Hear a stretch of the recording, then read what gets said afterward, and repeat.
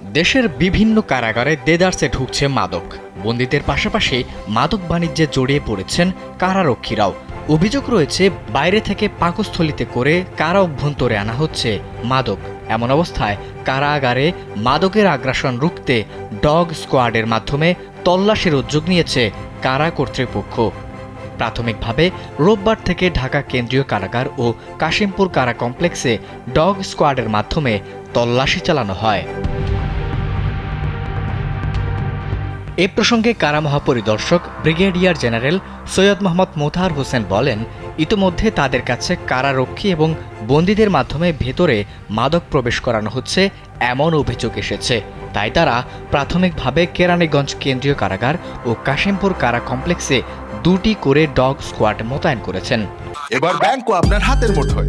Balance transfer, mobile recharge, bill pay থেকে শুরু করে যা চান সব হবে এক মুহূর্তে। NRBC planet.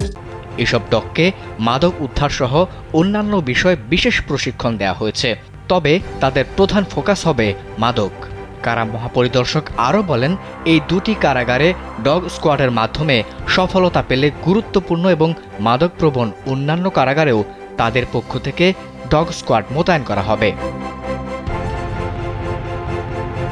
এদিকে সংশ্লিষ্ট সূত্রে জানা গেছে, নানা কৌশলে কখনো বিভিন্ন জিনিসপত্রের মধ্যে ঢুকিয়ে আবার কখনো কখনো বন্দী বা কারারক্ষীদের পাকস্থলিতে করে মাদকদ্রব্য কারা অভ্যন্তরে প্রবেশ করানো হচ্ছে। অভিযোগ রয়েছে, কারা কর্মকর্তাদের ম্যানেজ করেই মাদকের এমন বাণিজ্য চলে আসছে।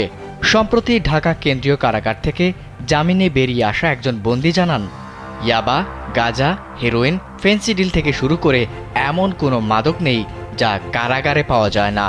এছাড়া প্রভাবশালী কিছু বন্দী আছেন, মূলত তাদেরই রাত চলে সেখানে। কারা অভ্যন্তরে তারা যা চান তাই পান। তবে তার মতে, রাজনৈতিক পট পরিবর্তনের পর কারা প্রশাসনে রদবদল হওয়ায় বর্তমানে কারাগারের পরিস্থিতি আগের চেয়ে কিছুটা উন্নতি হয়েছে। ডগ স্কোয়াড প্রসঙ্গে ঢাকা কেন্দ্রীয় কারাগারের senior jail super Suraiya Akter বলেন, রোববার থেকে এখানে 2টি ডগ স্কোয়াড মোতায়েন করা হয়েছে। এসব ডগ স্কোয়াড হ্যান্ডেলিং করছেন সেনা সদস্যরা। আবিদ হাসান, কালবেলা।